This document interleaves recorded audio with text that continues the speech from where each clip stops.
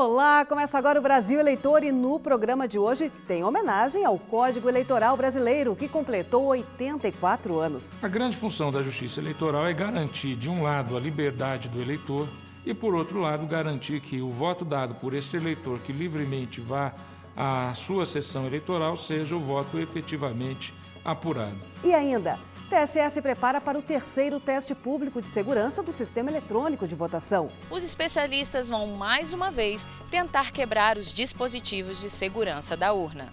Tem também serviço. Agentes públicos que pretendem se candidatar devem ficar atentos às restrições eleitorais. Observador eleitoral. Você sabe o que o termo significa? Observador eleitoral? Uma pessoa observadora, uma pessoa que procura saber. TRE do Maranhão oferece um espaço especial para leitura e estudo aos servidores do tribunal. O Cantinho da Leitora já conta com acervo rotativo de aproximadamente 50 títulos. Esses são os assuntos que você confere agora no Brasil Eleitor.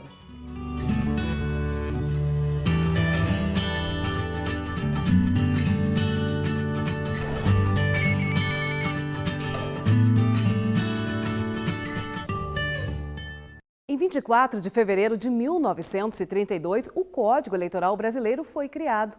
Você sabia que foi por meio dele que se instituiu o voto secreto?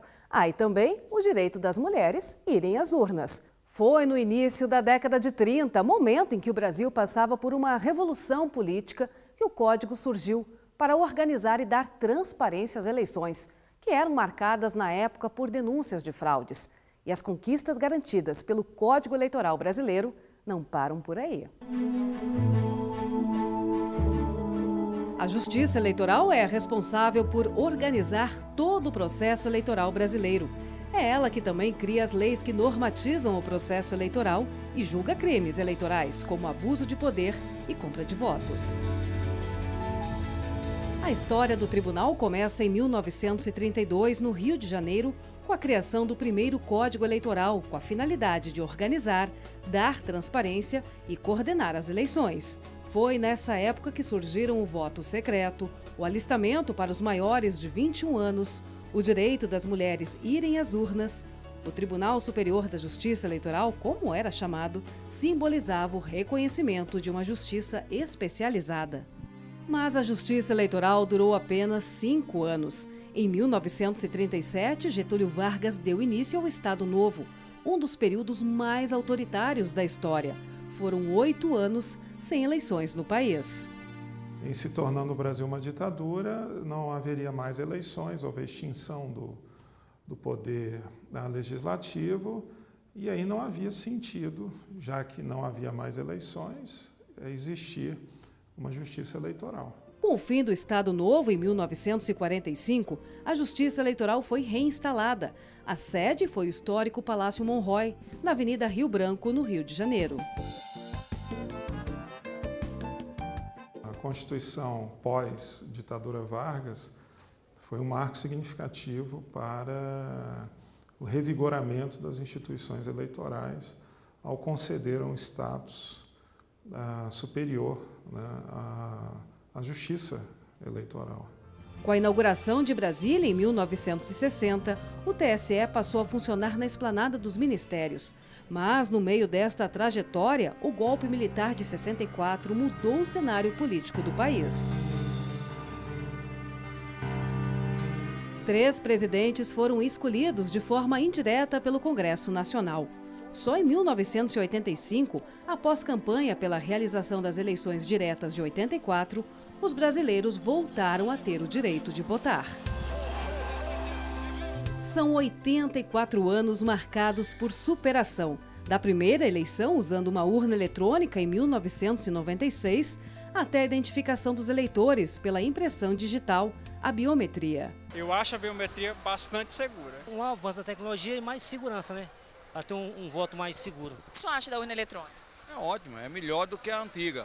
O processo é melhor, é mais rápido. Acho que tudo aquele que vem para facilitar é uma coisa mais rápida, né? Eu acho legal, eu acho muito bom mesmo. Em 2014, o número de eleitores aptos a votar, identificados pela biometria, ultrapassou a marca dos 23 milhões. É uma conquista muito importante esse trabalho da identificação biométrica do eleitor iniciou-se em 2008 e tem o objetivo de melhorar o processo de identificação do eleitor na sessão eleitoral.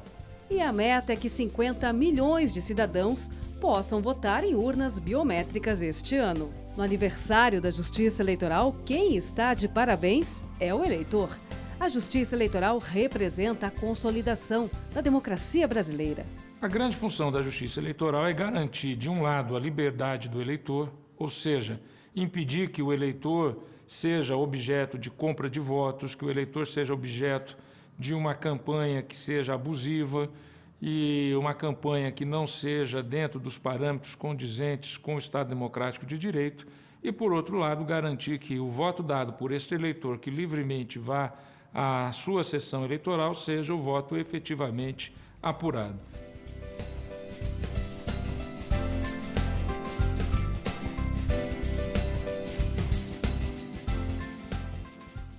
Desde o início do ano, os agentes públicos, que são políticos eleitos e servidores que pretendem se candidatar às eleições municipais de outubro, precisam ficar atentos à lei das eleições. É que existe uma série de restrições previstas para eles. Acompanhe na reportagem. A lei das eleições, ao limitar a ação dos agentes públicos, evita o uso da máquina pública na promoção de candidaturas, o que é crime, e impede uma disputa desigual entre os candidatos. São várias as proibições previstas na legislação eleitoral.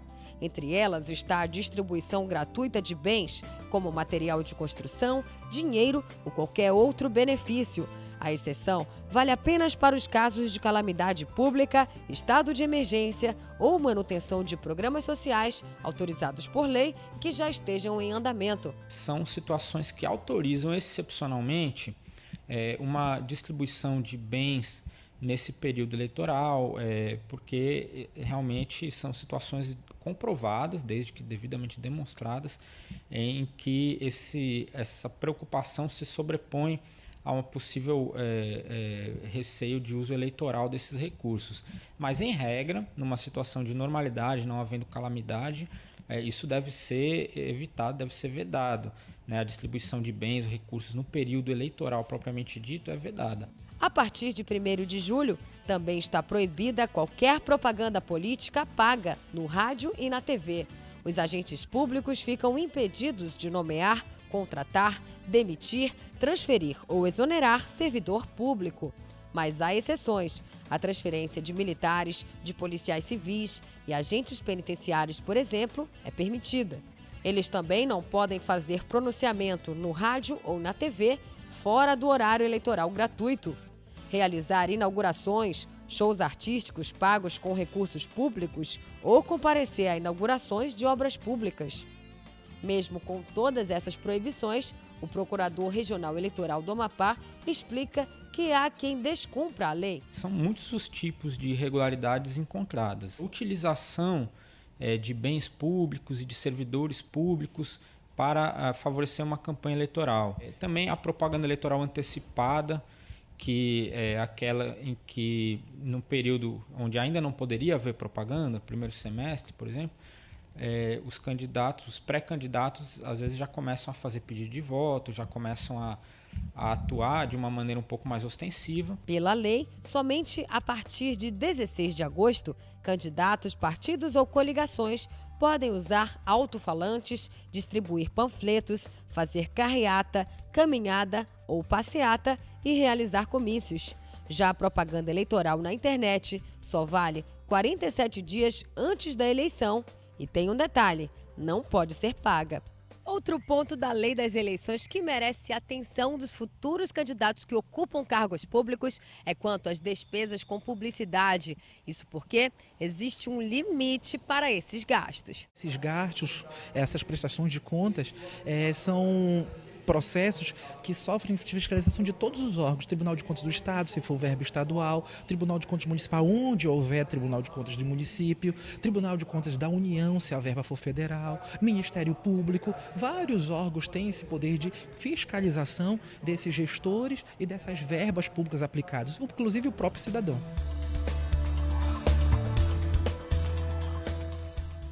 Depois do intervalo, o TRE do Maranhão cria espaço de estudo e leitura e servidores apoiam a ideia. Eu volto em instantes.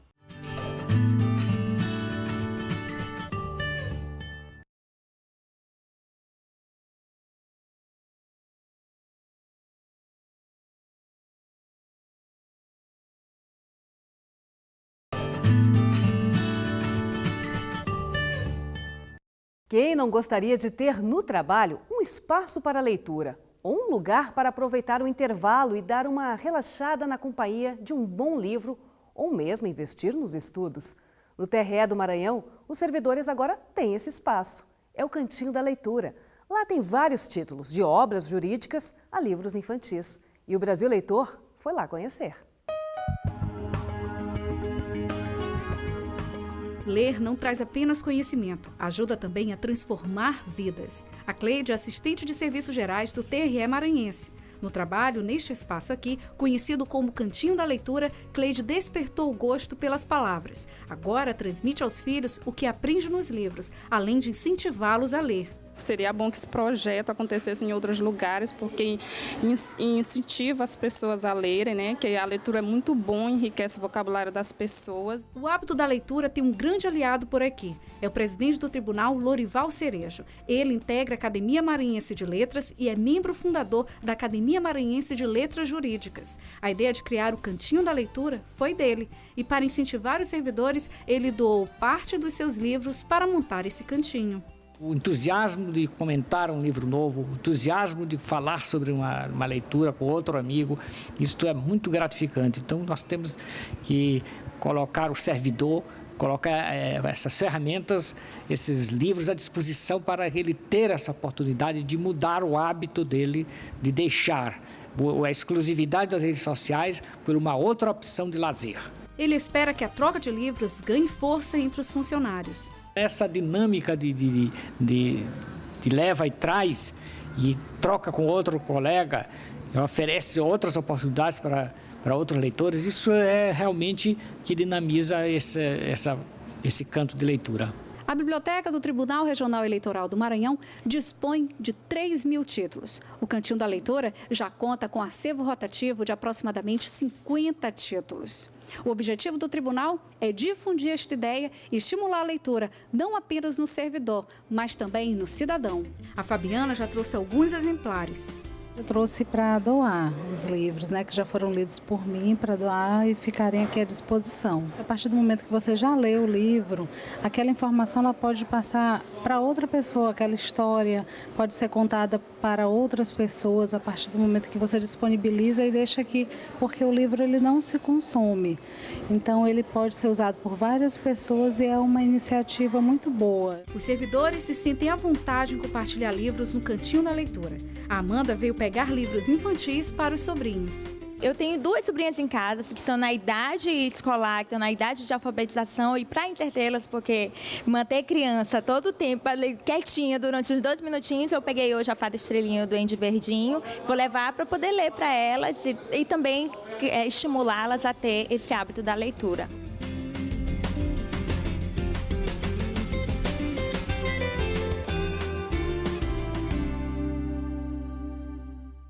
Você já ouviu falar em observador eleitoral? Será que essa expressão se refere a uma pessoa ou a um programa de pesquisa? A resposta vem lá de São Paulo. Confira.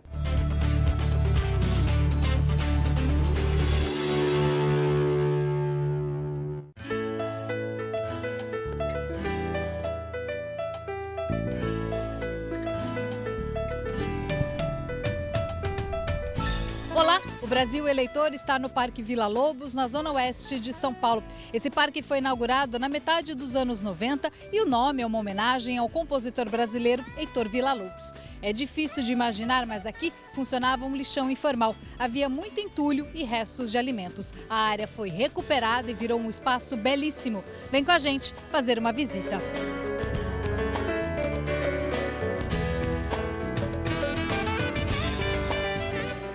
O Parque Vila Lobos é acessível para os cadeirantes. Além dessa enorme área plana, os caminhos são mais nivelados, o que facilita o deslocamento. E o parque é muito bem aproveitado. Sempre tem gente fazendo exercício, passeando ou curtindo a natureza. Nos fins de semana, são cerca de 20 mil visitantes. Eu sou aposentado, eu frequento aqui há 8 anos, eu e meu cachorro. Vem passear, rever os amigos, conversar. Eu adoro isso aqui. Enfim, o parque é muito bom, é limpo, é bem cuidado. Estou aqui no Parque Vila Lobos para conversar com os eleitores. Eu quero saber se eles conhecem o termo observador eleitoral. Observador eleitoral, você tem que entender a situação e a oposição. Você tem que estudar os dois lados para você chegar a um consenso comum. Uma pessoa observadora, uma pessoa que procura saber. Observador eleitoral seriam as pessoas que estão sempre pesquisando e sabendo de cada candidato o que vão fazer, o que não vão fazer. Agora eu estou na biblioteca do Parque Vila Lobos. Ao meu lado está o Marcel, ele é assistente de produção. Ele trabalha aqui desde 2013. Marcel, o que faz um assistente de produção? Minha função é agendar e monitorar as atividades culturais da biblioteca. E a gente está na Oca, que é um espaço central da biblioteca. Que tipo de atividade tem aqui na Oca? Aqui tem contações de histórias, tem o Brincando e Aprendendo e o Pintando 7. Agora você aceita o desafio? Eu quero saber se o Marcelo sabe o significado de observador eleitoral. Aceita o desafio? Aceito. Então vamos lá. Alternativa A.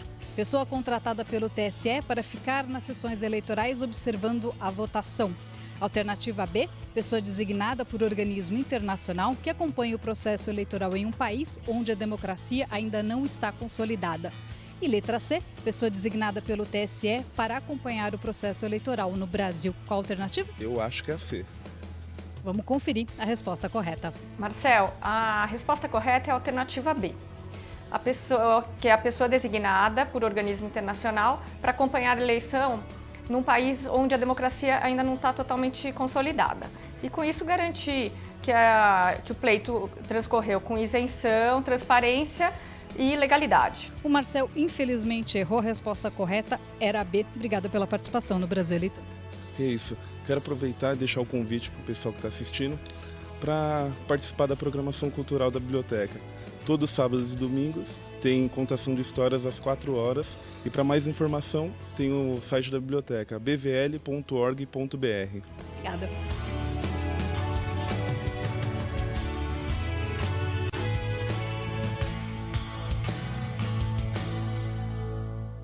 E no próximo bloco vem aí o terceiro teste público de segurança do Sistema Eletrônico de Votação.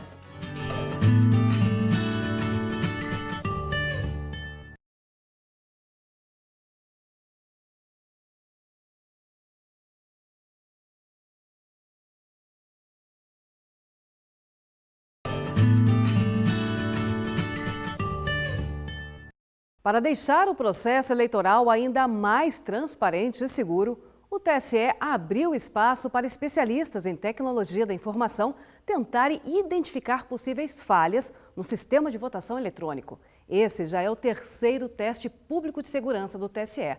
Vai ser nos dias 8, 9 e 10 de março, com a participação de 13 investigadores que apresentaram ao TSE seus planos de ataque ao sistema. Tudo será acompanhado por instituições, como a Polícia Civil do Distrito Federal, a Organização dos Estados Americanos e o Tribunal de Contas da União. A imprensa nacional e internacional também foi convidada para assistir à rodada de testes.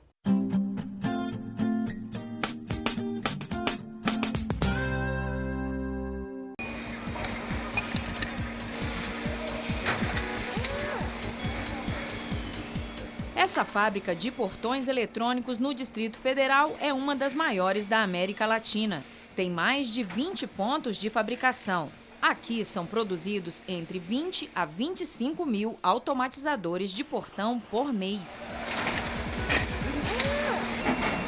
E a garantia da segurança dos produtos feitos aqui se deve a testes exaustivos. Esses testes são realizados para garantir duas premissas básicas. Uma delas é a satisfação do cliente. para que o cliente vá receber um produto que funcione efetivamente conforme é proposto pelo fabricante. E, em segundo lugar, para garantir a segurança do cliente. Caso ele não seja aprovado, ele é descartado o produto. A gente não encaminha o produto que não passa pelo teste para o cliente. E por falar em segurança, a urna eletrônica também passa por uma série de testes com o mesmo objetivo: garantir a segurança do voto de cada brasileiro. Por isso, desde a criação do equipamento em 2002, o sistema passou por 2 testes públicos de segurança. A primeira rodada foi em 2009. Foram 4 dias de testes, 8 equipes e um investigador independente. Foram avaliados os softwares, hardwares e os procedimentos de votação. 7 instituições acompanharam os testes. Entre elas, a Polícia Civil do Distrito Federal, a Organização dos Estados Americanos e o Tribunal de Contas da União. E os especialistas em tecnologia da informação tentaram de tudo: bisturis, pistolas de ar quente, tudo para burlar o sistema da urna. O segundo teste foi realizado antes das eleições municipais de 2012. Dessa vez, uma equipe da Universidade de Brasília até conseguiu refazer a sequência dos votos registrados na urna, mas o sigilo do voto não foi quebrado. Quando o eleitor digita o número do candidato na urna eletrônica, são criados 2 arquivos. Um segue para o sistema que irá processar os dados e dar o resultado da eleição. O outro é chamado Registro Digital do Voto, uma espécie de tabela com os votos da urna, para impedir que a identidade do eleitor seja revelada. Antes das informações serem armazenadas, elas são embaralhadas. Nessa rodada de testes, os pontos levantados pelos participantes foram aperfeiçoados pela Justiça Eleitoral. O escopo que será estabelecido para esse teste de segurança consiste desde a geração dos dados e o carregamento desses dados nas urnas eletrônicas, o processo de votação, o processo de transmissão desses dados, o recebimento desses dados pelos computadores que farão a totalização. Então esse é o escopo, o cenário, onde os investigadores poderão, por meio dos seus planos, tentar burlar a segurança do processo eleitoral em um desses pontos. E o que antes era esporádico, agora é obrigatório. No ano passado, o TSE editou uma resolução que prevê a realização periódica dos testes públicos de segurança do sistema de votação e apuração usados nas eleições, antes da realização do pleito. E o prazo está no calendário eleitoral. 31 de março é o último dia para o TSE realizar os testes. Por isso, a 3ª edição dos testes já tem data marcada, entre os dias 8 e 10 de março. Os especialistas vão, mais uma vez, tentar quebrar os dispositivos de segurança da urna. Esse teste de segurança ele vem para potencializar essa melhoria, porque é uma abertura onde a sociedade vem e dá a sua contribuição. Mas se for identificada alguma falha... Havendo sucesso, nós vamos verificar onde houve a falha, fazer o desenvolvimento de uma solução para corrigir isso e podemos, até pelo edital, convocar esse cidadão de novo, que veio colaborar conosco, para que ele retorne e verifique se aquela falha específica, eventual falha específica descoberta por ele, se foi corrigida por nós. O Brasil Eleitor vai acompanhar todos os detalhes do teste para você, por isso não perca as nossas próximas edições. O Brasil Eleitor fica por aqui. Gostou do programa? Quer ver um outro assunto referente à Justiça Eleitoral? Então é só escrever para a gente e sugerir a reportagem. O endereço é brasioeleitor@tse.jus.br. E não se esqueça, esse e os programas anteriores podem ser vistos no canal da Justiça Eleitoral no YouTube. O endereço é esse que aparece aí na sua tela. A gente se vê na semana que vem. Obrigada pela sua companhia e até lá. Tchau!